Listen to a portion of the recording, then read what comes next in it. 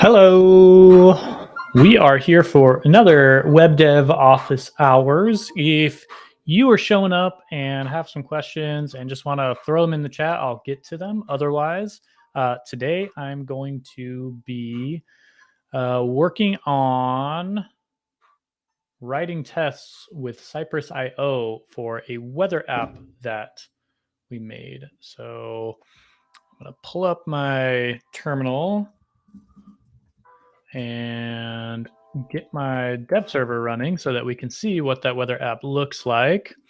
So we'll go over here.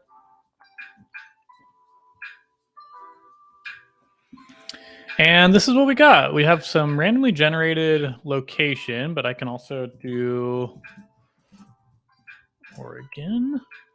And that's going to send that request as a query string parameter to my backend. My backend is actually going to store a record of that. So if I go to the homepage now in my cookies, it's still tracking that I'm in Portland. And it's going to do a bunch of cool stuff. Basically do some accessible semantic markup, information about the weather. It's loading everything quickly, like we're using lazy loaded images. And what else? Oh, there was one thing that I wanted to get to before we do some of the testing stuff is that I actually have a cross-site scripting vulnerability in my source code. So let's see what we've got here. Oh, we probably should not be logging weather data. So what we've got is, the request comes in, we do some stuff. We check if the location was sent in the query string parameters. Otherwise, we check if the location exists in the cookies. And if not, we pull the location information from the Akamai Edge Workers user location object. So we'll have the location where that request is being handled. And what we do is, let's see, once we have the location, we're actually just pulling that from user submitted data, right? So at some point that is going to come in either in the cookies or from the query and then get set to the cookies. And so the problem with that is that could literally be anything. And we forgot to sanitize that data. So what happens is that data gets added to the page right here. So now, this is interesting. I didn't pay too much attention to this before because this only ever lands on the users, on the page that the user is looking at. So it's not like a lot of other cross-site scripting attacks where, well, let's back up and show what a cross-site scripting attack might look like, right? So if I'm here and I'm saying, hey, I want to get the weather for Portland, Oregon, I can actually do something like script alert all your base are belong to us,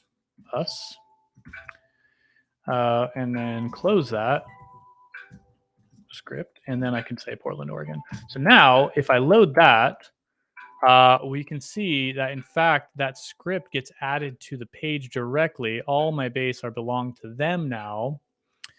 And then it can, print out whatever else. So if we look here, the code that gets injected onto the page in this H2 is the hard-coded string 2000s throwback. That's right. I'm glad someone's paying attention. So what happens is we're putting this in the template. And then we're just taking whatever the user gives us and putting it on the page, and that could be valid HTML. So that's not what we want to do. So what I'm going to do is, hold on, let me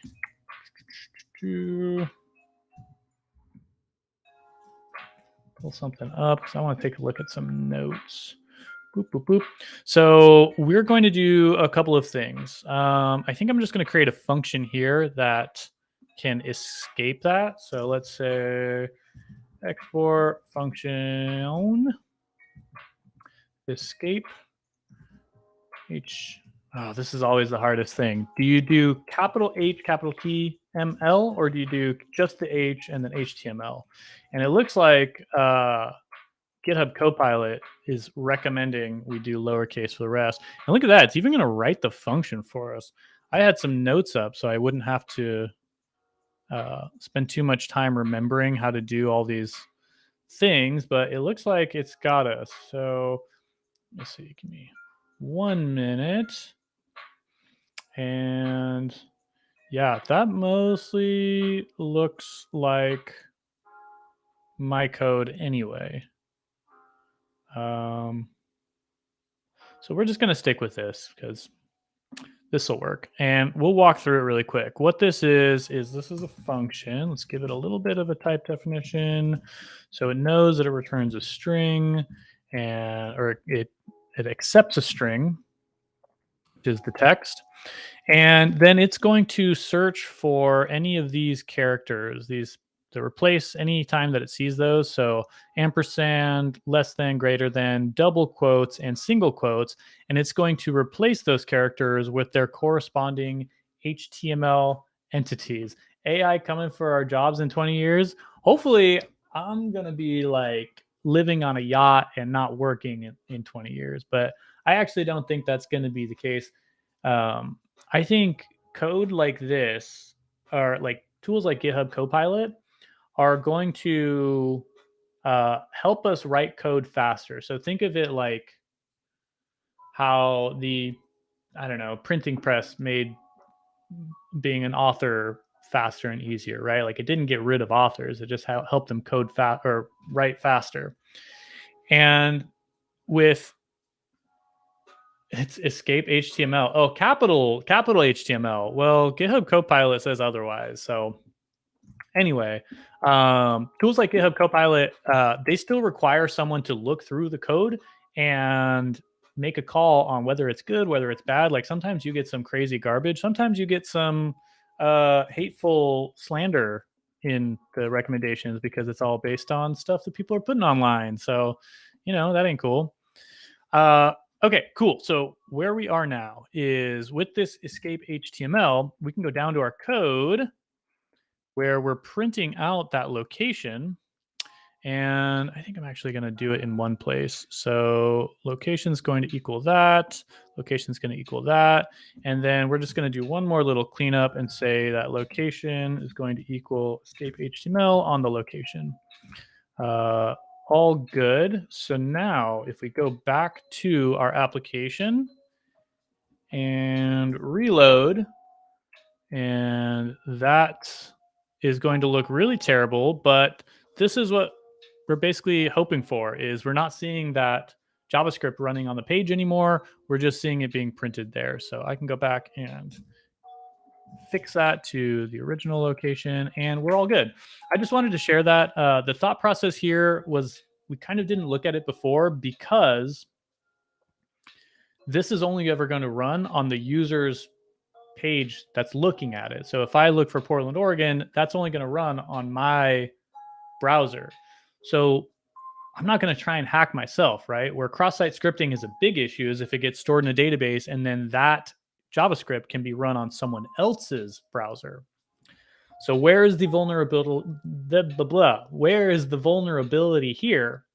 Is what if I'm hanging out on a public library, right? And I can inject that JavaScript to run on the page, and then the next time someone comes to the computer on a public library and I don't know, loads this browser or something, I can have this be set to the home page of the browser with the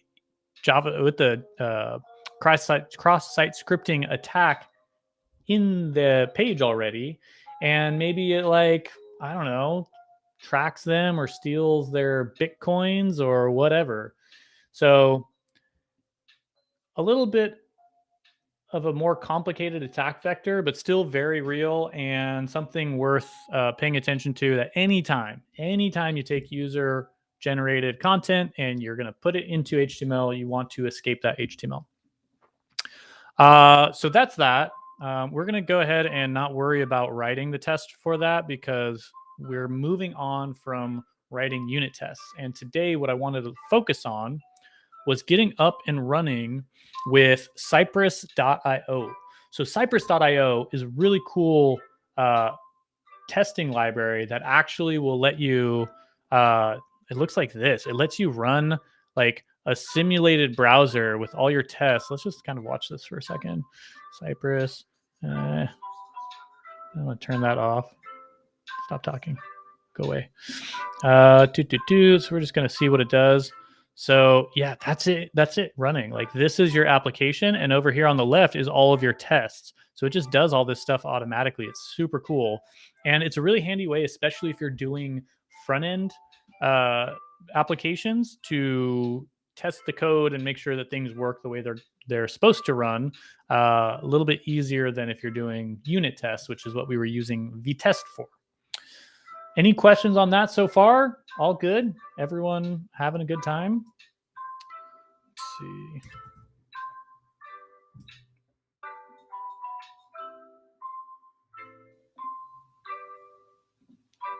Hope so.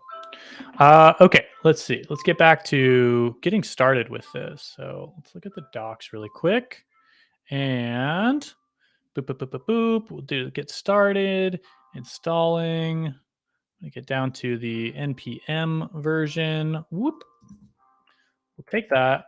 We'll go to our code base.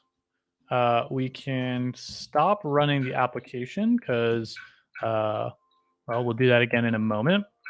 And then npm install Cypress.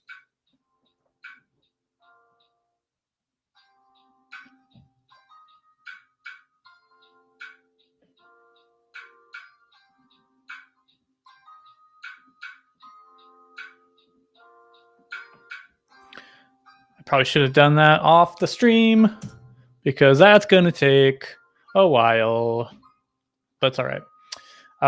So we're going to start there. And then let's see, the next step is actually running it. So I guess we can start doing that. We're going to go to our package.json file. We've got our dev command. We've got our test command. We've got our coverage command. And now I think what we're going to do is add a command. I think I'm just going to call it I call it Cypress dev and Cypress run. That's pretty clever.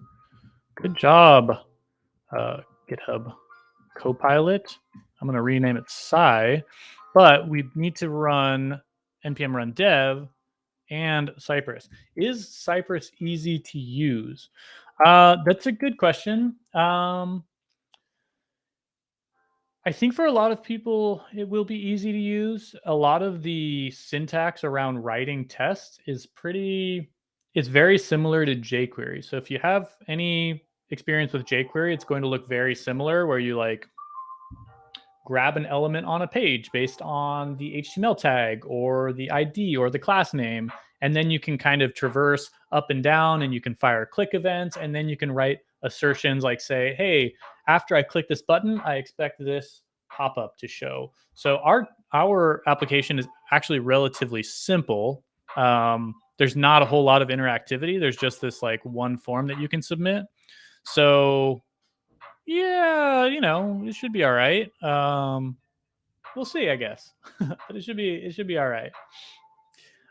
So let's see. Is that done downloading? No, is it still downloading? Oh man. Yeah, it's a huge binary. That's the only downside, I think. So let's see. Where are we going? We're going to run our test. And let's get into writing our first test. So Cypress integration sample spec. Okay. Let's do this. Is that chat highlighting new? First time noticing it. It is, I can turn it on or off. So it's been around and I've just been ignoring it. But I thought it would be a good idea in case there's people showing up in YouTube. Because, one thing I want to do is actually work on my stream, because we don't need all of this space going on around here to be just code, right? Like I could do this is really hard to show, but you know where I'm going. I can use the space up here to do like the chat screen, and then the space down here to do, I don't know, whatever else we're working on, and get a little more interactive. I'll get there. Right now, we are just focused on the code. So that's installed. Let's see. Do I still have?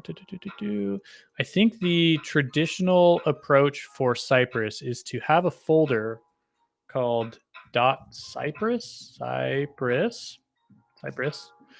and then add a file. Is it .cypress or just Cypress? I guess just Cypress. We're going to add this file here. So I guess we can rename that to just Cypress. Yeah, there you go. And then integration sample spec. I'm going to rename this to, I'm just going to keep it a sample spec for now. Okay, cool. We've got our Cypress test. We've got our integration. Where is my file? Did I not? Is that a folder? Oh, shoot. I made it a folder. Let's delete that. Yeah. And let's open up Cypress. We've got integration. And then I'm going to add a file in there called sample.spec.js or whatever it was. Cool. So here is our file. And then I'm just going to go through and kind of copy this. See if we can just get it going. So this is going to look a little bit similar to the Vitest test that we wrote earlier. A key difference here is some testing libraries like Jest and Cypress do this thing where they define these global keywords. So with Vitest, we had to manually import them. And with Cypress and Jest, they're just like available globally when the test in the test runner environment.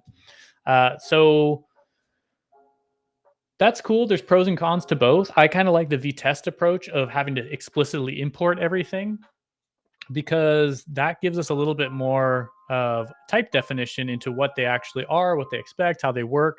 Whereas here we can see that the type definition is just any, which, you know, whatever. It makes it less work for us to write the test, but I think explicitly including everything makes the test a little bit, I don't know, there's some benefits. Okay, so we described our test, and then we actually have to run our test. So if I got this set up correctly, we can do npm run Cypress. And then what that's going to do is run my dev server. My server is going to get up and running at localhost 3000. Oh, shoot. I don't think this is going to work. This is not going to work. So the problem with this is my dev server, there it is. It's a node server, and it will just come up and just stay up without ending that process. So when we go to our package.json file and we run our Cypress command, we're going to run the dev command, and then that's never going to finish, which means we can't get to this second part of the command, which is Cypress run. So I'm going to try something really quick, which I think would be the right approach. I'm going to install a dependency, install or npm i-dev, and I think it's called concurrently. So this should allow us to run things at the same time. Let me see, npm.js.com/concurrently. Verify that that's, yes, that's what I want. Okay. How do I do npm JS concurrently? Need to make sure I know how to actually use this thing now. Okay, where's an example? Install it concurrently command. Okay. This is what I want. Back to our package.json. Instead of this, we're going to run dev as our first command. We don't need any arguments. And then we're going to run Cypress as our second command, and we don't need any arguments for that either. So that ought to do. So run that one more time, and then we should have a bunch of errors. Okay, cool. So I think this is working though. This is the Cypressy stuff. Looks like this is your first time using Cypress. Your system is missing the dependency of this. Okay.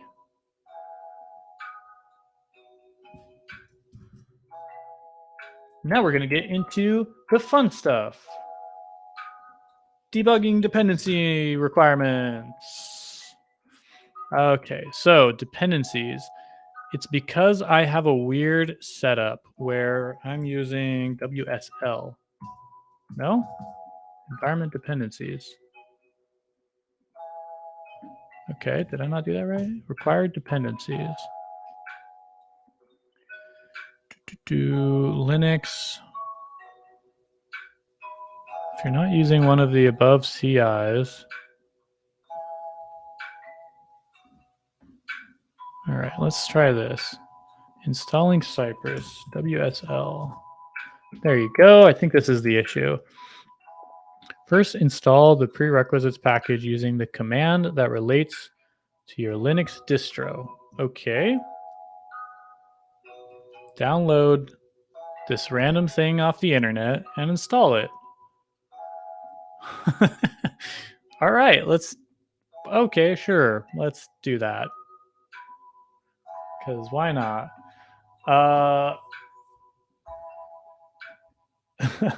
Yeah. Yeah, you're not the only person that just spams control C to close things. Yeah, no, that was yeah, you're only that's how you can tell the real experts is the people that same thing for saving. If you ever want to save something for real, you just hit control save, and then it's good. So this is interesting. Why is this?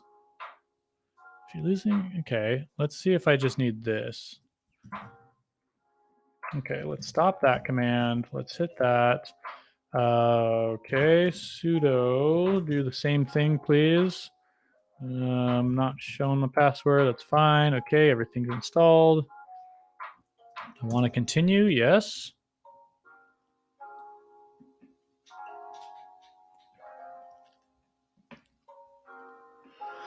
So, how's your week going while we wait?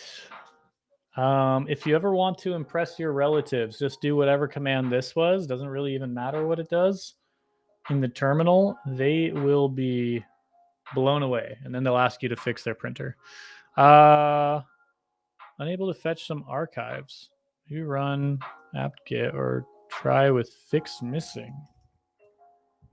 Fix missing, please. Yes. Great.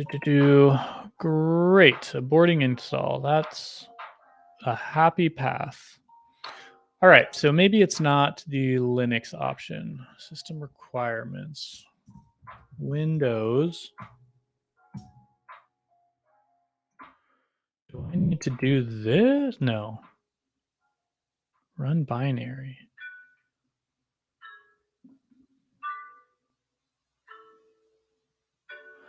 Oh, okay. I think I might, there might be an issue here. So I'm running Cypress Run, which when you're working in NPM context, it'll do a couple of different things to try and find what Cypress actually means, right? Like this is going to be a command line argument that actually isn't installed on the computer's path. So the computer doesn't know what the heck Cypress is. But in the context of NPM, it usually will look for something in the node modules folder, and particularly in the bin folder here. So I do have it.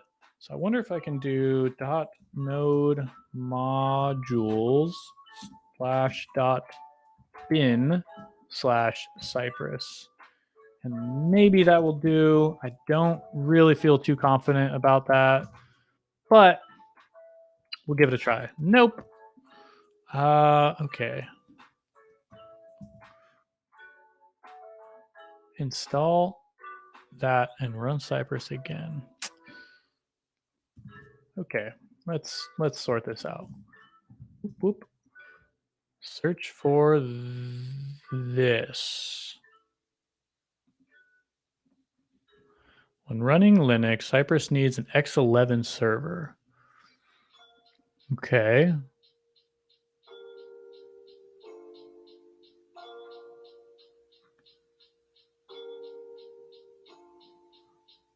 Okay, well this may be the option.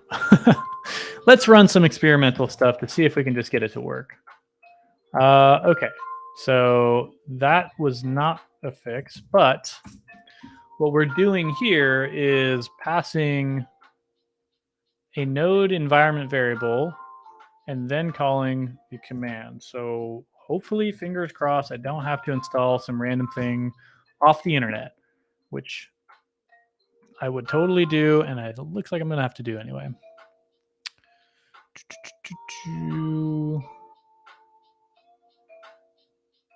Error while loading shared libraries. Cannot open shared file.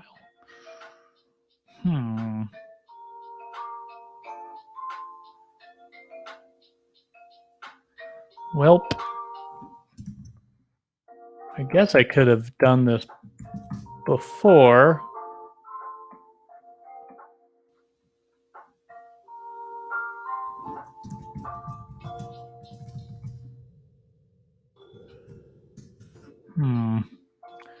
So it's not happy that I'm trying to do something on Windows subsystem for Linux.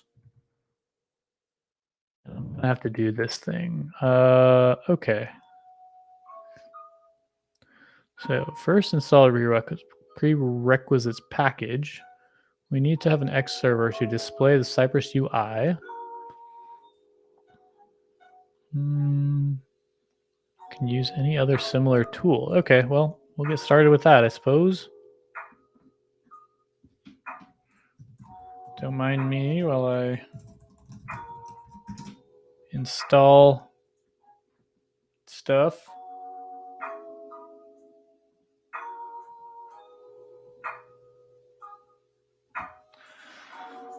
So, boop, boop, boop, boop, boop. It's installing stuff. You can't see what I'm looking at, but that's okay.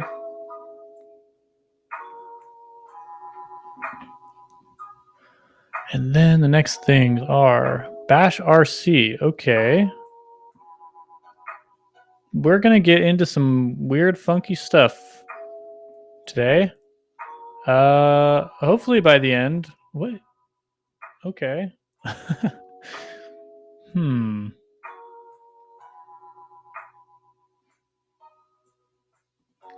Looks like it's installed on my machine at this point. Now,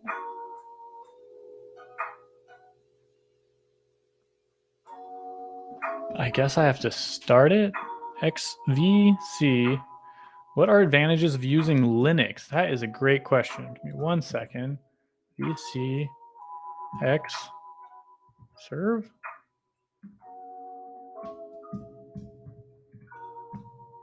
VC X.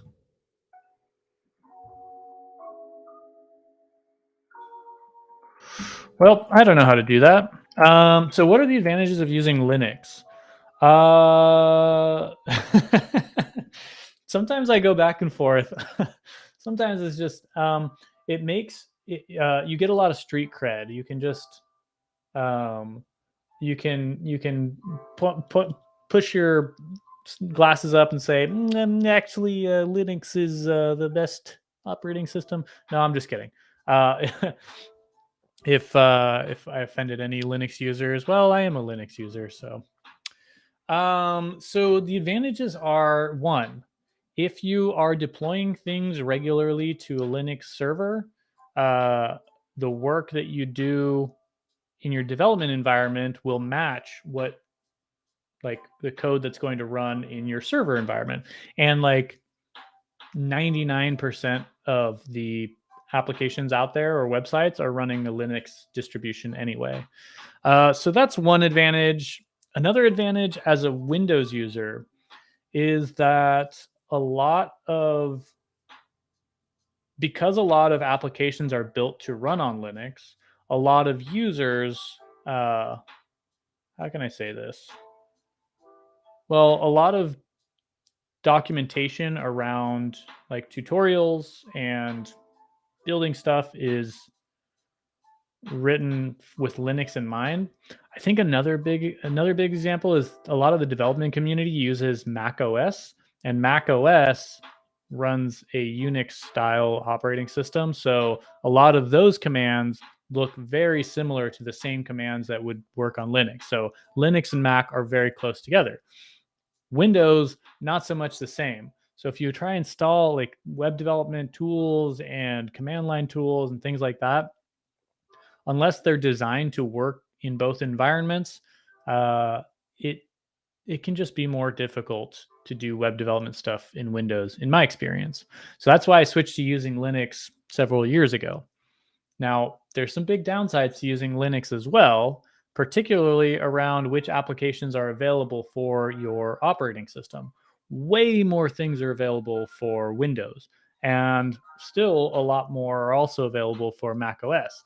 When you want to use something on Linux, it can be a pain in the butt, and you end up having to do a lot more in the terminal and a lot more trying to Google for very obscure errors that don't ever lead you anywhere. But yeah, Linux is fast. That is one thing I will say, is that when I usually my dev computers are like, they're called dual booting, because I'll actually partition it into sort of two kind of computers.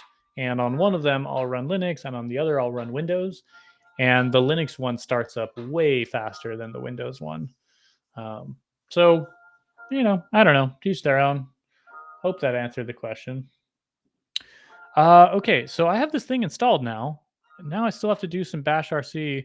Yeah, and the like Linux and Windows thing, it's still a little bit weird when you have this Linux distribution running within Windows. I still think it's way easier to do stuff within the Linux terminal.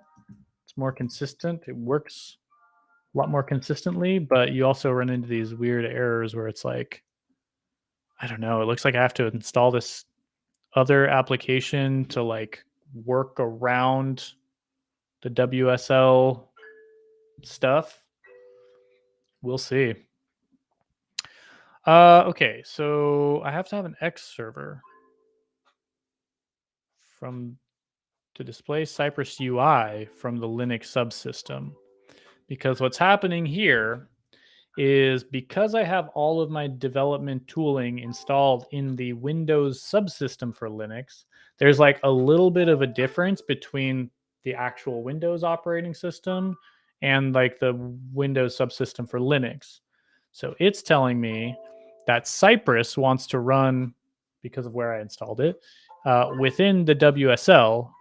But in order to display the Cypress UI, which is going to be the thing that pops up and runs our tests, the cool thing we want to play with, I need this like xserver thing, which I have no idea what this is. But, carry on, onward and upward. So I've installed it. I don't see, okay, Windows xserver. So maybe that's what it's called. Let's see. Xserver.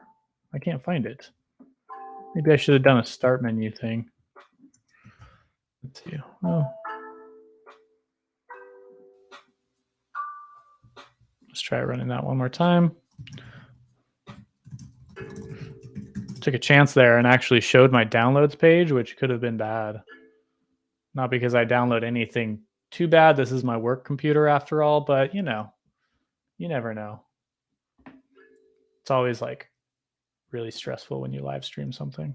I don't want to give away what would I have? SSH keys or something? I don't know. Credit card numbers. Okay, so let me see. Now that I've installed that thing, is it just gonna work? Still no. Still no. Okay, cool. At least we haven't broken it worse than it was. Arrow while loading shared library. So it seems like I'm still just missing some of these dependencies. Apt-get install that. So I'll run that with sudo. Install that and just say yes.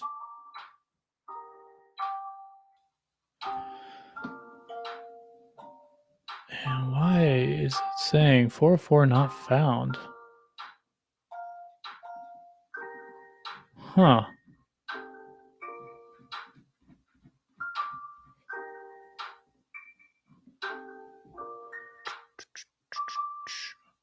Well, if we don't get this figured out, I have a backup thing that we can look at.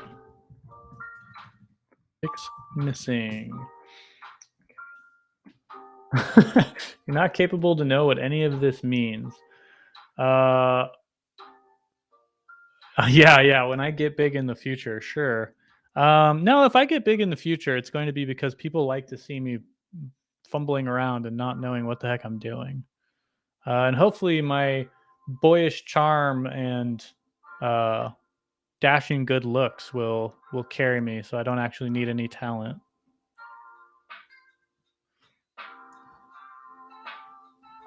Although I'm not sure I'm going to be able to rely on either of those much longer. Okay, well, I'm going to jump back in this and get this installed and working for tomorrow's stream. In the meantime, I did think of another improvement that we could actually make for our freaking fast forecast. So this should still be running. I'm going to take this. Oh, no, it's not running. I'm going to run my dev server so that this will actually start running. And let's take all that down. That should be going right about now. There it is. And we have an interesting opportunity for performance improvements. And I'm going to let you decide which direction we take on this. But we have these images, and these images are coming from openweathermap.org. And they're PNG images. So if we close that, oops, I don't want to close that. I wanted that. If we look at how our application is being loaded, and we go to where that image is, we're doing a couple things. Most of the other images on the website are lazily loaded, so they're only loaded if the page, if they're currently on the page. I think that's also the case for these images, right? Yeah. So they have this loading eager or loading lazy. So what we're doing is we're using, yo, what's up?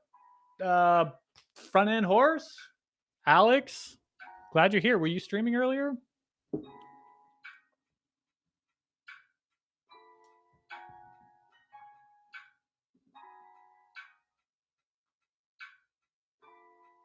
Okay. Yeah, I didn't think so. So you just came on to say what's up. That's cool.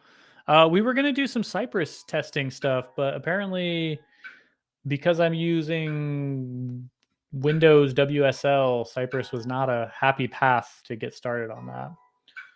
Hot tub programming streams. The one slip could be fatal. I don't even know what that means. But it sounds great. Hot tub programming streams. Like you're in a hot tub streaming? I do like this line. I want to understand it better because it sounds like something I would like to say later on.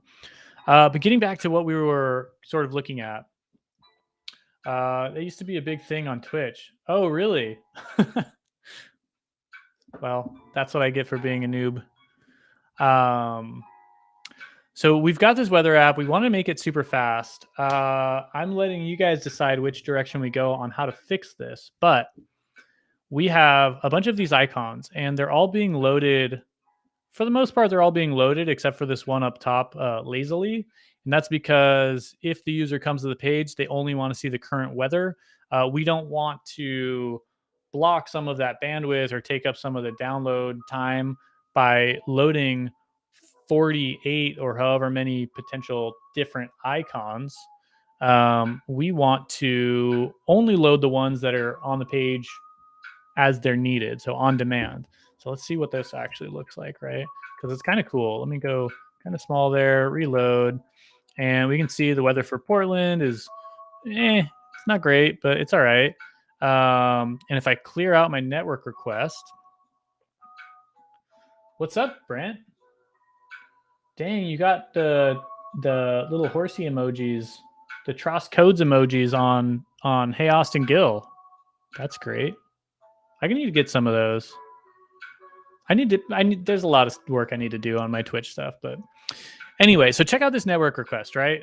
When the page loads, it loaded like 6 or 7 different things, but then as the user scrolls around and starts needing new icons, those come in on demand if we have not already loaded them. So, do I need to disable cache? Maybe. But yeah, so these ones that were not there on the page before, they're coming in as we need them. So how can we do this even better? Well, there's 2 options, like I said. We can either do a DNS like prefetch, which is where we tell the browser, hey, we know we're going to go to this third-party domain. Can you do like the network connection handshake thing and get that out of the way early so that if you run into requests for that domain, we can like make that run faster. Yeah, I have like one of those front end horse emotes. They're pretty sweet. I would like to know who Alex went with for the artwork, or did you do that yourself? Because they're pretty cool. I really love the whole vibe you got there with your styles. Okay, so network stuff, right? So we can make the network requests a little bit faster by using these. What is it? DNS like prefetch, or I forget what it's called, but DNS prefetch. I forget all of the different options there are, but I think prefetch. Oh, there's preconnect and prefetch. So I want to figure that out. But like I said, MooPy. All right, thank you for that link. I will definitely use that. Anyone that is interested, there you go.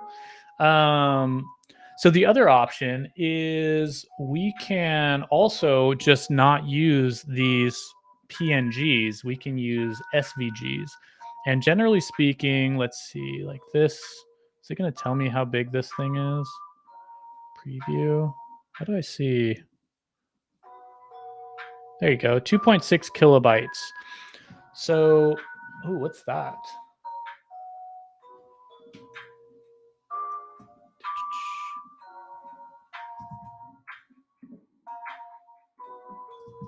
What's this?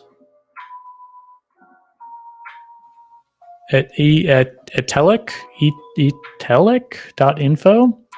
Oh, there you go. Is this MooPy? Yes, that's great. These are super cute.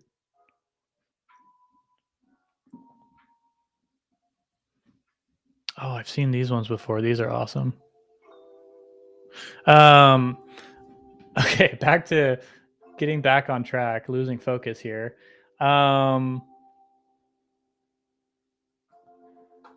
Hey, those are pretty neat. Happy Pi Day, by the way. Thank you. I don't know about y'all, but I am definitely planning on getting some pizza tonight for dinner. I'm not such a big desserts guy, so pie is like not so much my jam, but pizza, oh yeah. So what are we thinking? No, sidetracking is great. I Yeah, I like being productive, but you know, especially today, like I was not able to get to what I wanted to do. So this is even better. But before the end of the show, I do want to figure out and poll the audience. We have two paths which we can take for these network requests to a third party image, right? Because this is going to like, what is it? Open in a new tab. This is an image. This is a URL we have no control over. So, question is, do we want to bring the images onto our own domain and maybe use something like SVGs? Because especially for things like this, like an SVG can be a tiny file, whereas these I think were around 2 to 5 kilobytes. I bet we could beat that with an SVG. Or what we can do is keep things simple, keep the open weather map iconography, and then use some DNS, like, what's it called? DNS hints or something, resource hints, I think, and say that we can speed up the connection to the third party domain by handling the TLS handshake uh, ahead of time. I need to see what is the difference. Why use DNS prefetch versus pre-connect? Any thoughts on that? DNS stuff or SVG? Which way do we want to go? We could probably even do both if we wanted to, but I don't know.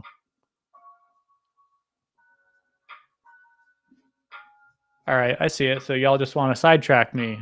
Don't want to take part in any of the decision making. SVG sprites. Let's do SVG sprites because I like that too. And that actually is going to get us into some other interesting workflow. So let's see. Yeah, and also like the SVG sprites that we did, so far we only have one sprite on the page and it's only used once, which is totally like a pointless reason to even use sprites. But let me see. So I need to look up.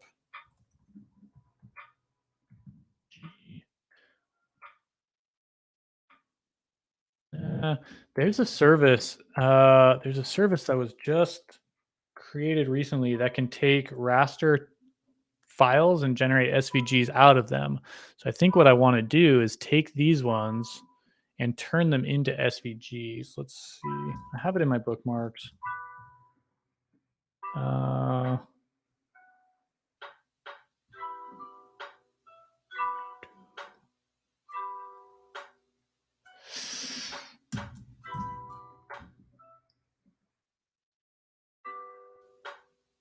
Let's see. Raster.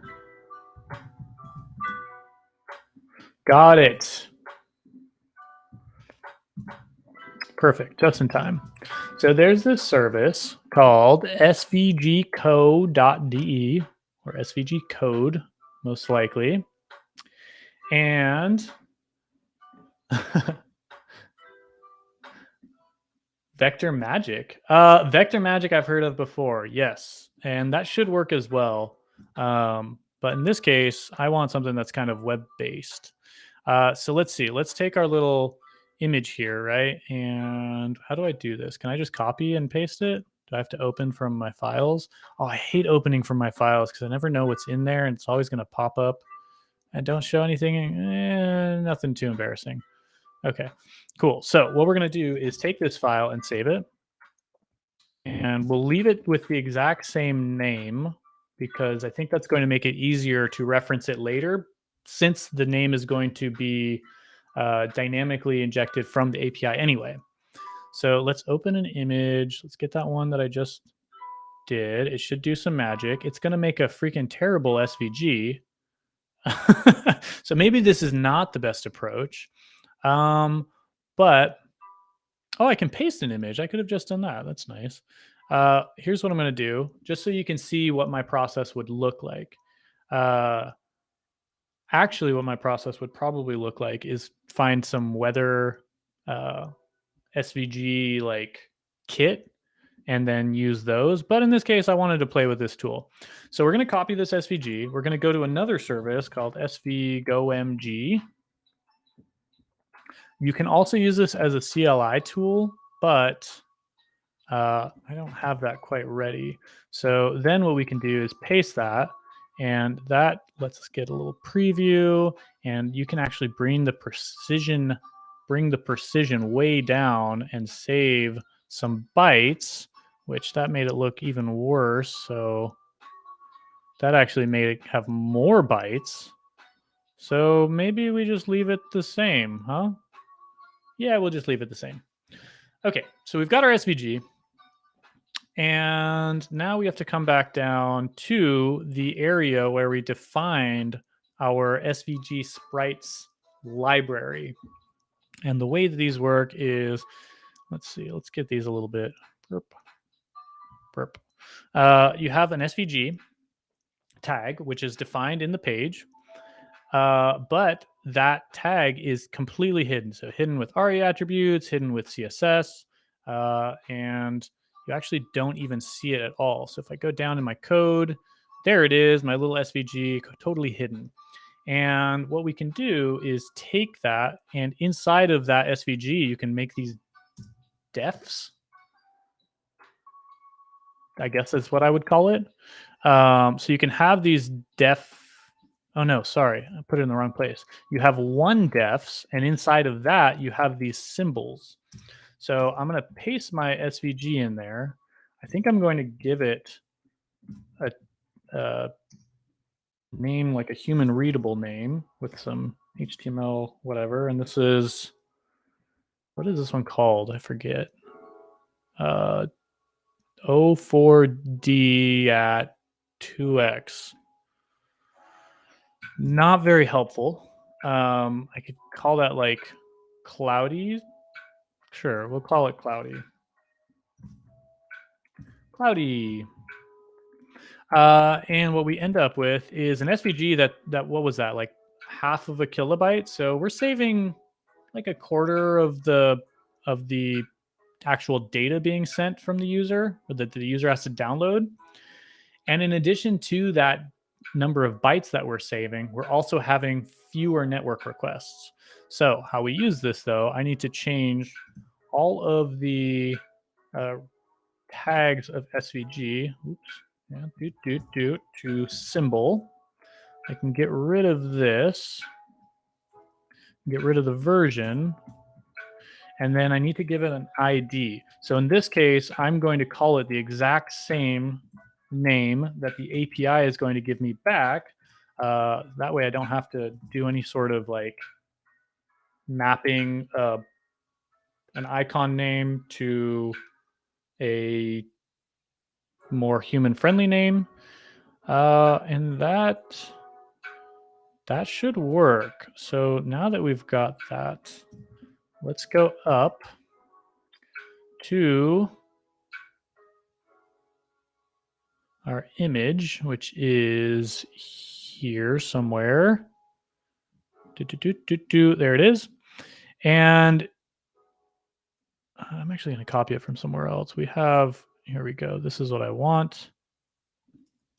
So where our image is currently, this little image tag, we're going to replace that with an SVG. And it needs to have the class of icon. It doesn't have to have this icon name. I'm going to call that something else. And it doesn't have to have this rotate class either. That we use just for our wind direction logic. Doesn't need any of that. We don't want ARIA hidden. We don't want an empty alt attribute. And we need, what do we want? We need this thing, the actual icon name. The class probably doesn't matter, but I guess we might as well put it in there just in case we want to make a custom style for each individual class, like based on what icon is there. But the important thing is, get rid of this stuff. The important thing is that now we're using this like SVG SVG use syntax with this xlink href, that xlink is going to point to our icon sort of library that we've got down here and match the same ID that we give it. And it's going to inject this SVG instead in that place. So in theory, if we got this all right, I should be able to reload this page, and that image should now not work at all. Perfect. What do we got here? We got our Here's our SVG. It is, oh, I've got an extra space in there. Oh, I think I did. Yeah, I did something wrong. It shouldn't be at 2x. It should just be the 04D. And then up here in my image, where's my image? Here, do I have an extra space in there somewhere? No, I don't think so. Okay.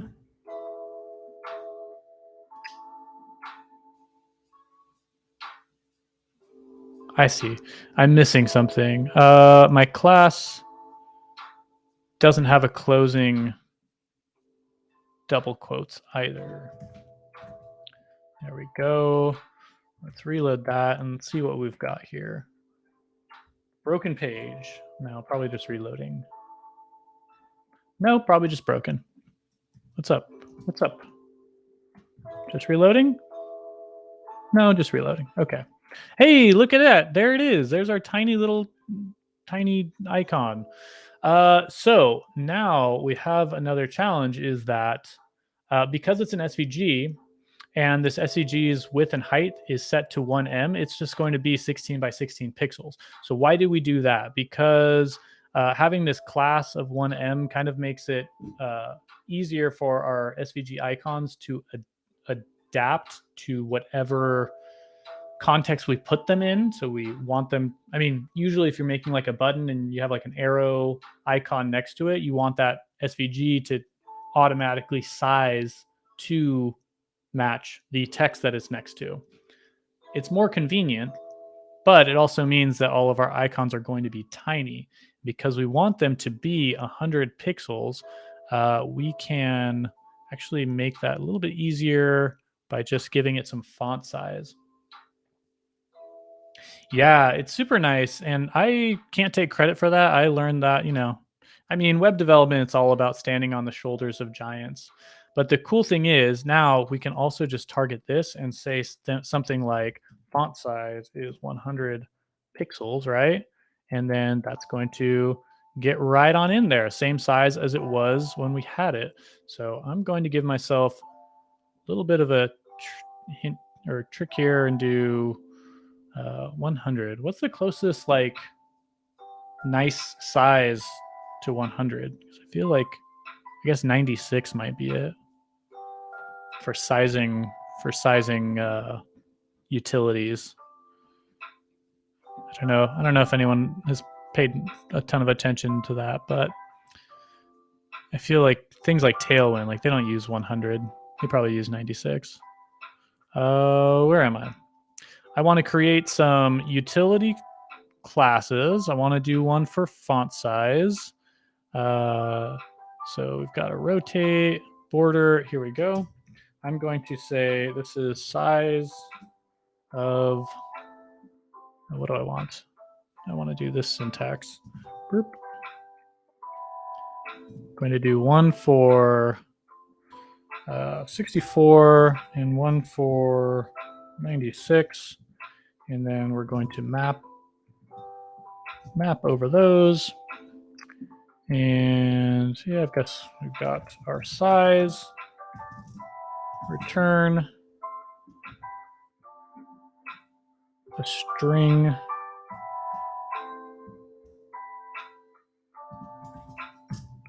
and then we want to do a dot join on that.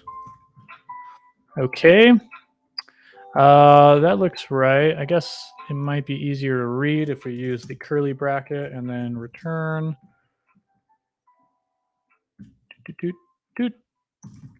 Okay, that's my thing. My class name is going to be size. This needs a little curly bracket to close it. And then I want to return size dash size, curly brace.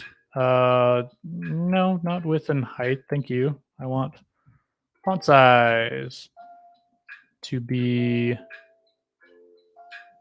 I mean, I guess I could use, yeah, rem will work for that. That should be it. So if I ever need to add more sizes to play with, they'll go here. And in the meantime, I can go down to my image. I can go to that SVG. Where's my SVG? Here somewhere.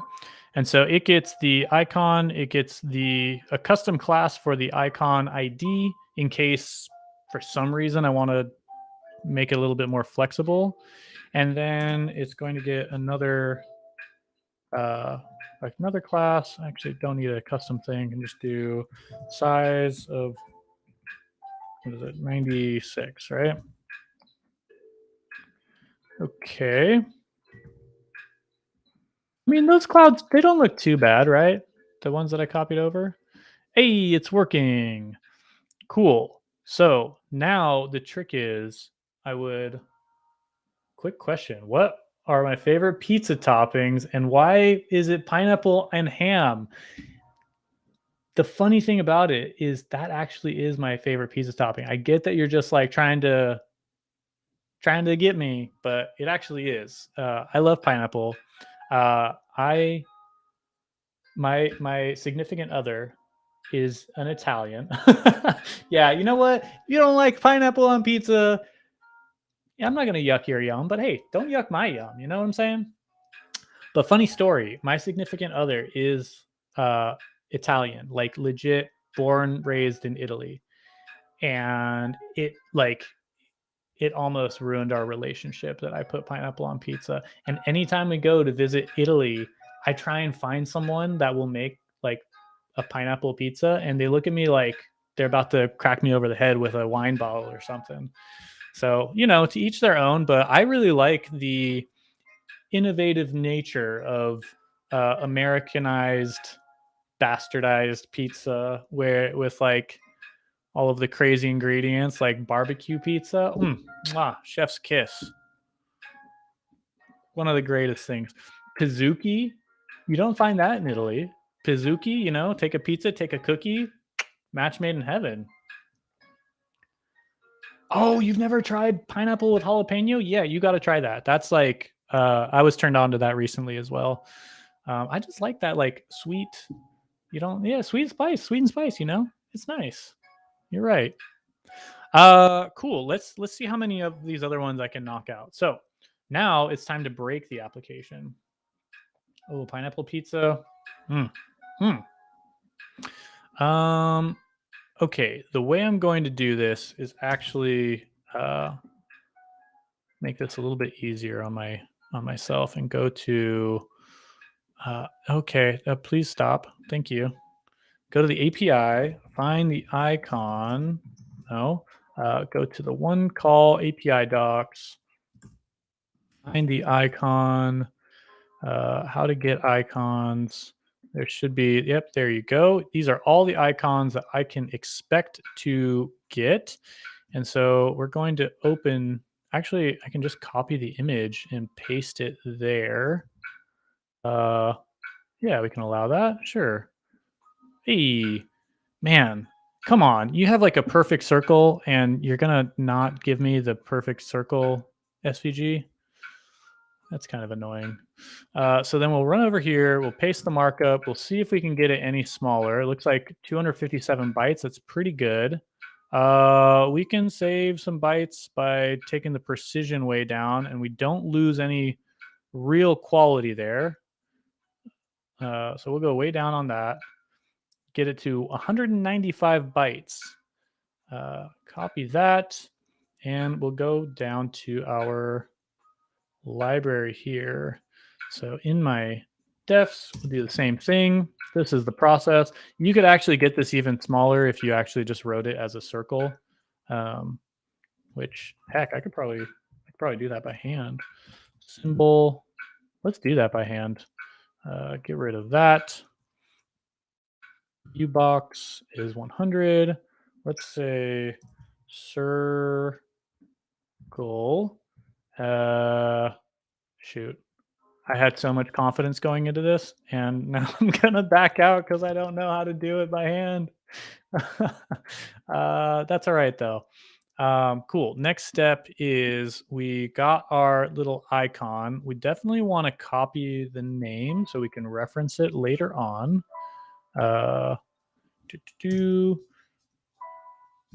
Yep, that's fine. That is what is that? This is clear night.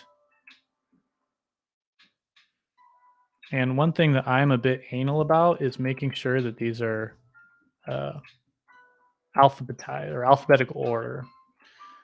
Braver than I. Edited paths is black. Oh man, editing paths is tough, but some of them are actually really simple. So y'all should follow Sarah Drasner. She's got amazing content on this, but this means move to this is like move over to the 43rd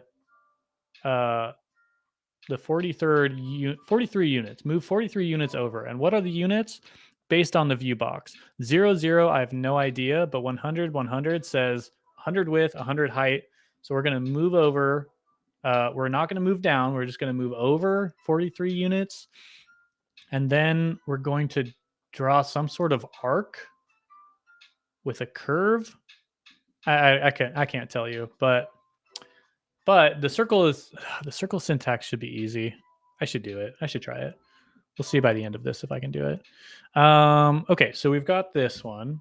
So let's go back up to the images. Oh, there's one other thing that I need to fix about my little SVG there is, can anyone see what is wrong?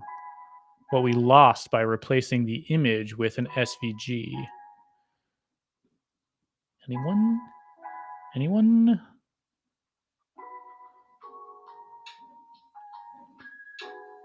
Y'all let me know. Love Drasner. Yeah. Oh, yeah. Amelia Wattenberger. Man, she needs to put that SVG tool out because every time she shares something, I'm like, yes, please give it to me. It looks awesome.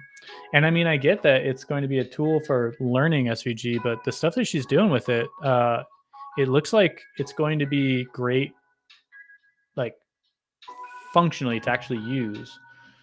But it'll come. I don't, can't pressure her to do it, but yes, give it to us. Okay. So what I was missing, what the image had that the SVG does not have is a semantic label. So I'm sure that there's other better ways to do this, but I think for now I'm just going to give it an ARIA label. And we're going to give that to as, oh, my camera just died. Like dead? Oh, it's not plugged in. Oh, shoot. Yeah, it was running on battery.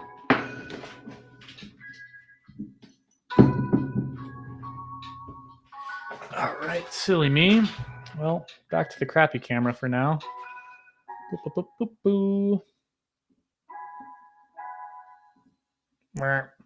Crappy camera. So what do I want is, I think, the weather description. So we'll add that to this, what do you call it? Visual thing. And that should add some context to what's actually being displayed there.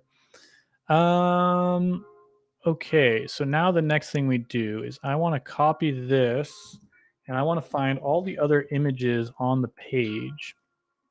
We'll kind of repeat what we've got here. We'll kind of repeat what we've got there. So we've got our image. We want to adjust the size. So this one's going to be 64. So we've got the width and the height.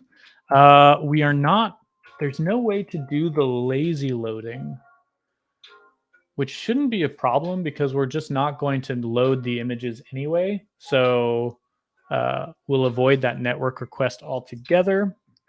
And then the alt tag, we have an equivalent with the ARIA label.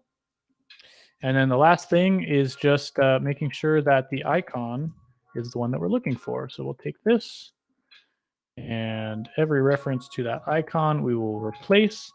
Oh shoot, where did I get that alt tag? I actually am going to copy that. Whoop. All those changes. Replace the alt text or the ARIA label. Get rid of the image, and that should work. Let's do it one more time with the other images on the page. So what have we got here? We've got the width and height match, the loading we don't need, the day, so that needs to change from hour to day. That's covered, the icon is covered, or the source is covered. That image is taken care of. Hit save, go back to our app, hit save, reload, and then we should have a bunch of broken images now, and we do.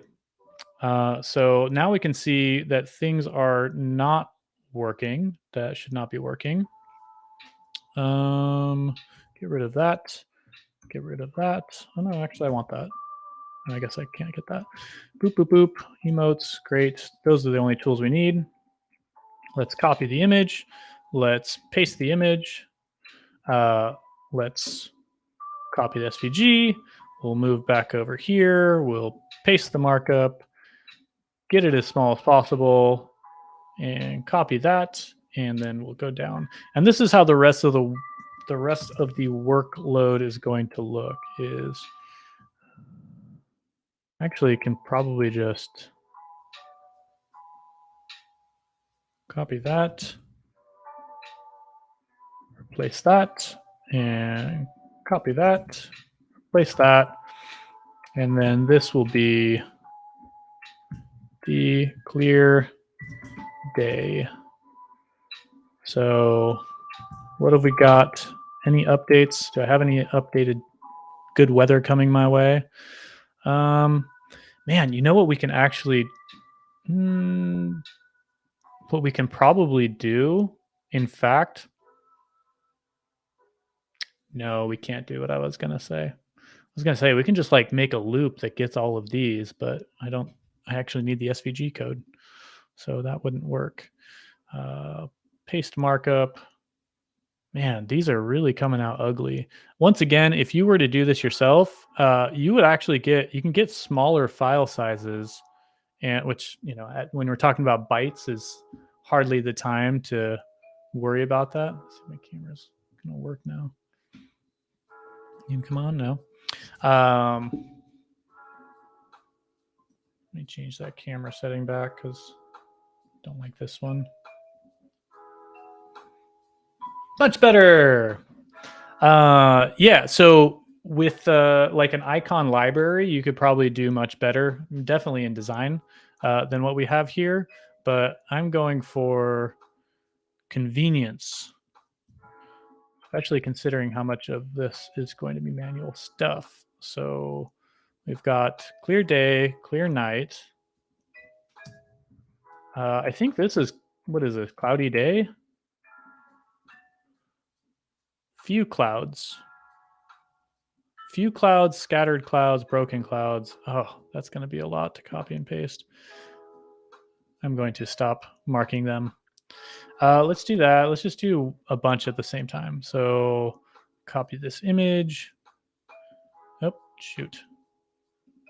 Copy image. Paste image. Copy image. Paste markup. Copy markup. Next one. Where are we here? The clouds, the scattered clouds, day and night. The fact that they make these two different images.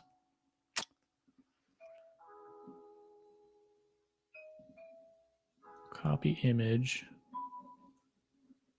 paste image, copy, paste, copy that. Okay, so I'm going to do a little bit. I guess this one has to be copied. So these are going to actually be the same thing. So no need to do that work because they look exactly the same. Same for that and that.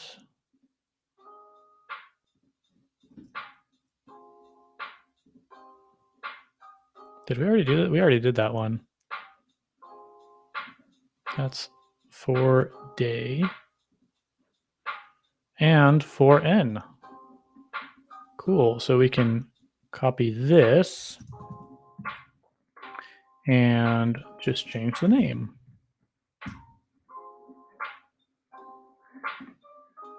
Anyway, I don't think I'm going to keep doing this. I think y'all kind of get the idea. But this is cool. This is a fun way to do it, or a fast way to do it, I suppose. We do end up adding a little bit of overhead for our icon library. So if you have like a lot of icons and you're not using them all, this approach will add more overhead to your HTTP requests. It also means that these icons would come across with every request and that you wouldn't get the benefit of caching. So, I think that's where you'd really have to do some performance tests to see which approach is better. But one solution to that caching issue is I'm using sort of this embedded SVG icon library. You can, as of like somewhat recent browsers, you can link to an external SVG sprite list. So you would essentially take all of this SVG code, copy it to an SVG file, and then instead of referencing, I'll fix up these broken SVGs before we move on. And turn them all into symbols, and that should be good enough. Call those symbols, get rid of all this code.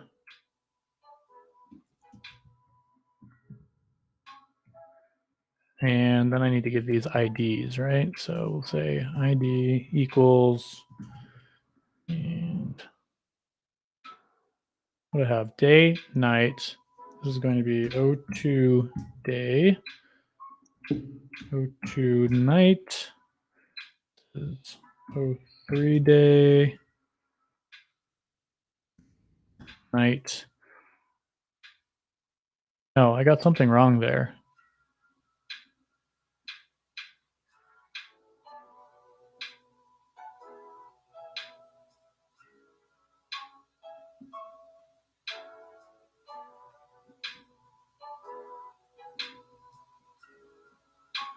I have something, well, I don't know. ID equals 01 day. Yeah, at some point,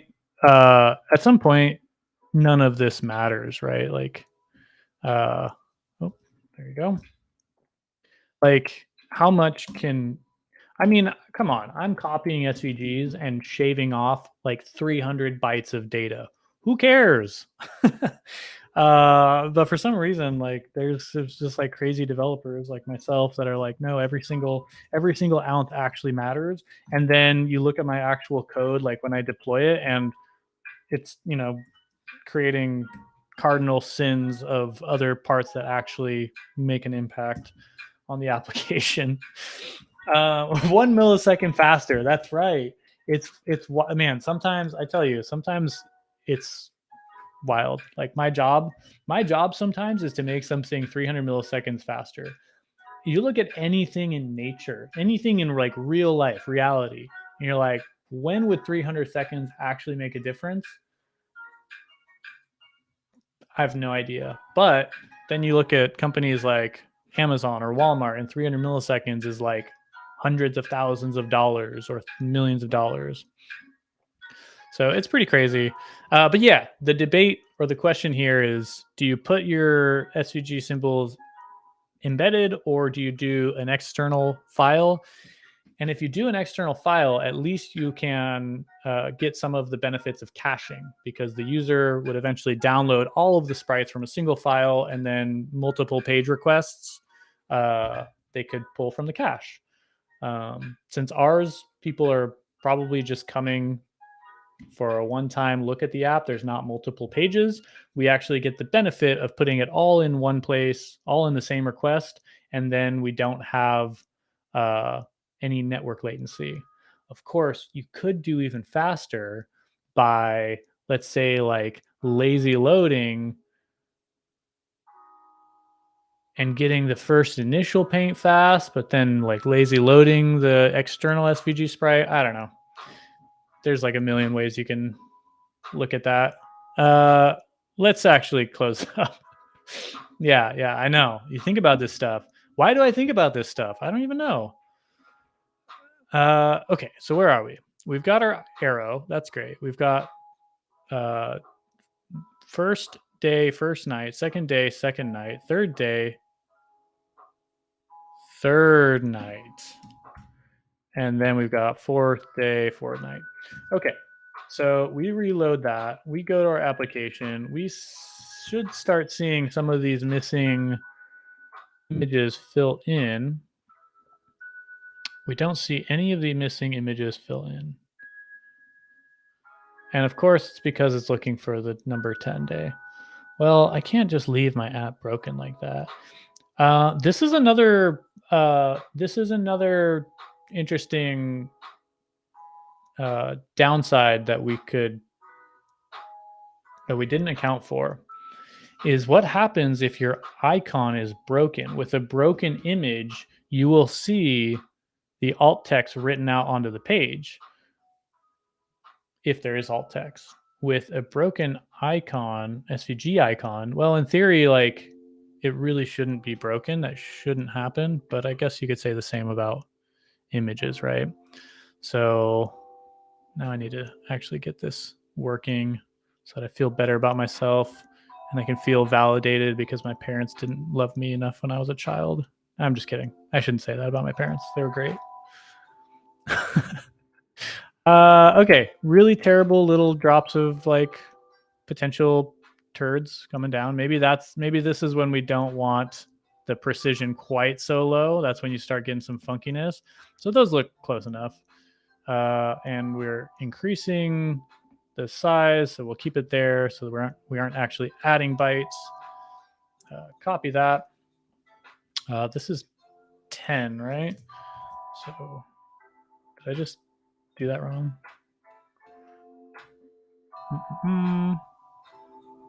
Make sure I copy that.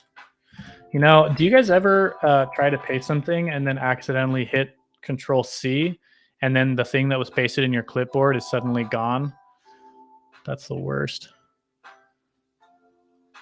Okay, let's get this other one. Yeah. Oh, the woes of being a web developer. Our lives are so hard. WinV saves my bacon. Oh, yeah. Wait, WinV? As in, like, what is that? What is that? Oh my gosh, there's a clipboard history. Windows key and V. Can't show history. Oh, wow. I don't have that turned on because I'm paranoid and I don't want Bill Gates looking at my codes. Just kidding. But yeah, that's pretty awesome. I should definitely look into that. Okay, let's copy that. Oops. No, I just did it again. Copy that. Paste that. Can we get smaller? We can on this one, actually. So we'll do that. Oh, but now we've got the poop rain. Let's not go quite so low. There we go. And yeah, if you go to 0 precision, that's usually where you see a lot of issues. If you stick to 1 or even like way up, like I don't see any difference between any of these.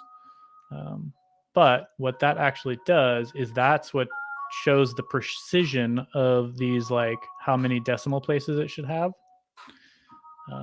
So there we go. Let's get rid of these and say that this is going to be a symbol with ID equals, what was this, 10 day. And this one should be night. And then this SVG should be a symbol. Okay. Now show me what I want to see. Hey, look at that. That's looking pretty good. And I can guarantee that this is going to load like really freaking fast when I finally deploy it someday in the future. I'm pretty happy with that. So let's look at what we've got here now compared to what we had. this guy talking about web performance. This is exactly what I'm talking about. I don't know how much time we just spent on it, but to shave off a bunch of like literally, a couple kilobytes of data and avoid a network request. And here I am loading not just one CSS thing from a different place, but it follows 2 redirects because I'm loading it from, what is this? Unpackage. So yeah, exactly what I'm talking about. Shame on me. A good thing I saved that millisecond of time so that I could keep up with this double redirect. Anyway, okay, let's disable the cache and let's see what this looks like. So yeah, now we're only getting like this one third-party dependency instead of all those images that we had before. And our actual web page is going to be 134 kilobytes, all HTML and everything included. Is that a lot? I don't think that's a lot. No, I don't think that's very much. I think that, there's like even in just like JavaScript or CSS alone could take up that, but we're sending all of our HTML, all of our styles with the exception of bedrocks, and all of our images in 134 kilobytes. I'm pretty happy with that. I think that's pretty cool. So anyway, that's going to be it for the stream today. Did anyone learn anything? Was any of this interesting? Or were we just happy to talk about the virtues of putting pineapple on pizza? I hope people are learning stuff. I want to see. Oh, I put the ARIA label in the wrong place. That might be what's going on there.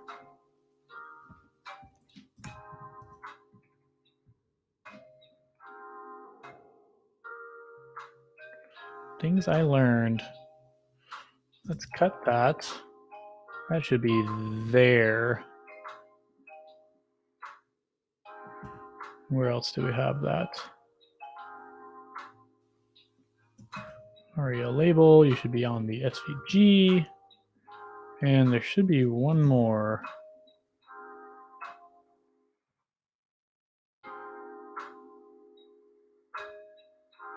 Yeah, that M value for font pairs, it's a pretty handy trick. I don't know if you were on when we looked at, what's it called?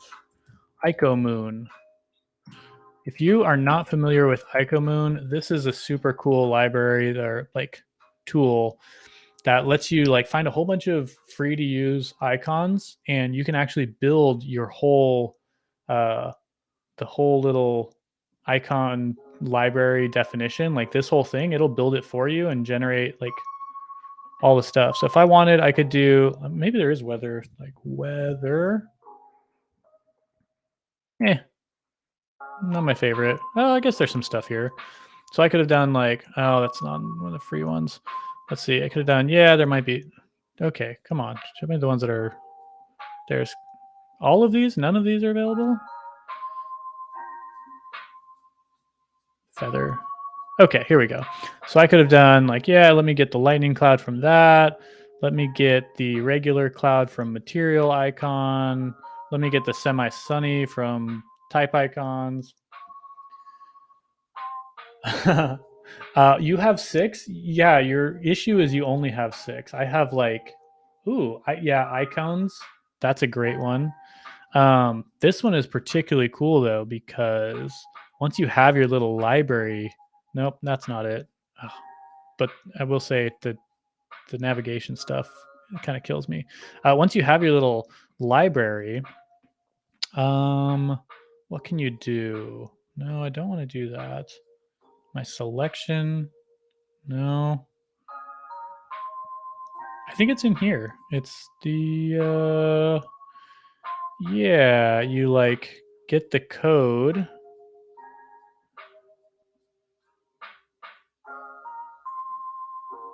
That's not what I want. Stop. 5 kilobytes. Oh, here we go. Okay. So you click this little SVG defs and it will generate that thing that we were looking at earlier. So I've got the SVG that's all hidden. We've got the symbols with the defs, and then all of the symbols for each one of those, along with some IDs. Pretty handy.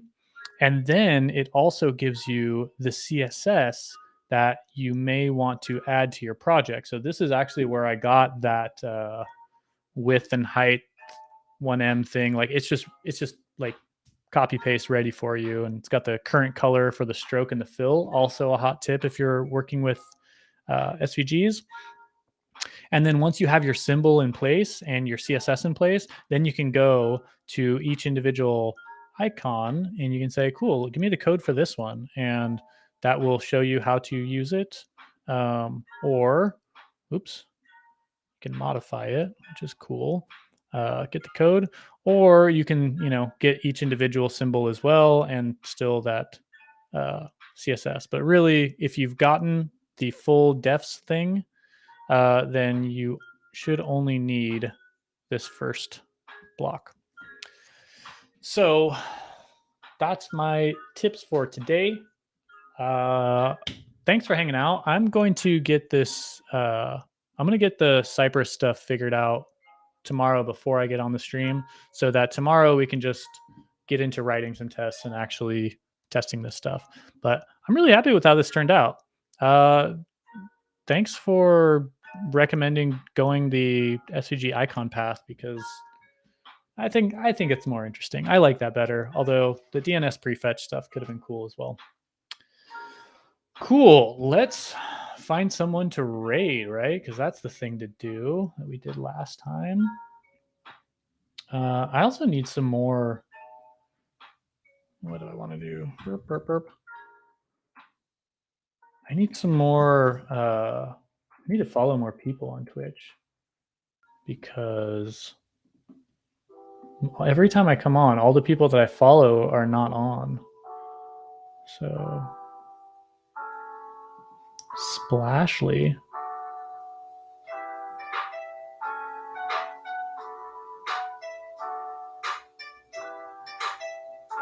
What's Splashly working on? Pixel art? That sounds pretty good.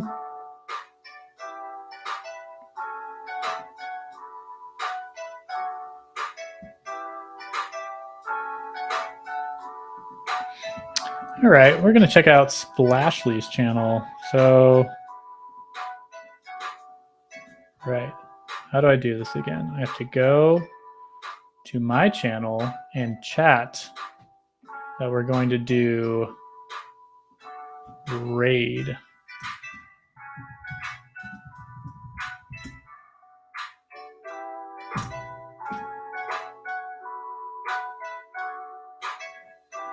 Yeah.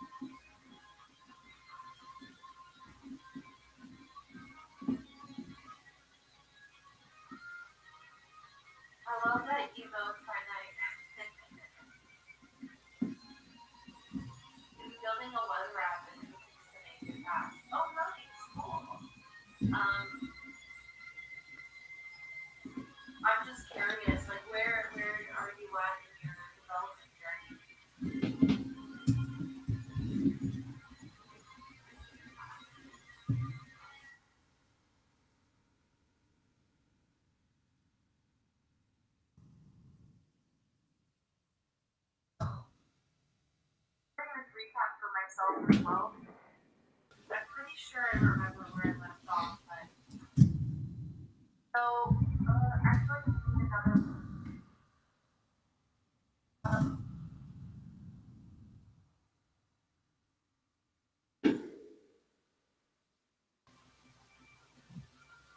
is very intuitive and easy to use.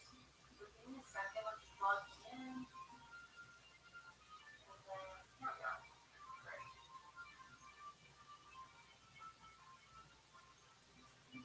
So what I like to do with my projects is I like to have a flowchart. And the reason for that is because it allows me to really kind of visualize the steps within the app. And I sort of use it as a checklist as well. So it's an easy way for me to sort of recap on what I did last and see like what I should be working on at this moment.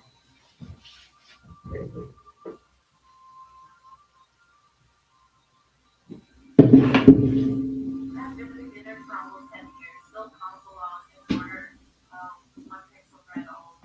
I do that too. Yeah, it's very common for me to like wrap a border around something just so that I can work better with it. And sometimes I accidentally forget to remove it too, so that's bad.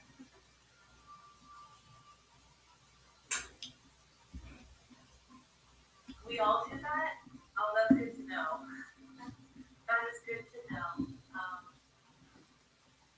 I mentioned earlier, but I did some coffee chats with some people from 100 Devs, and one thing that I've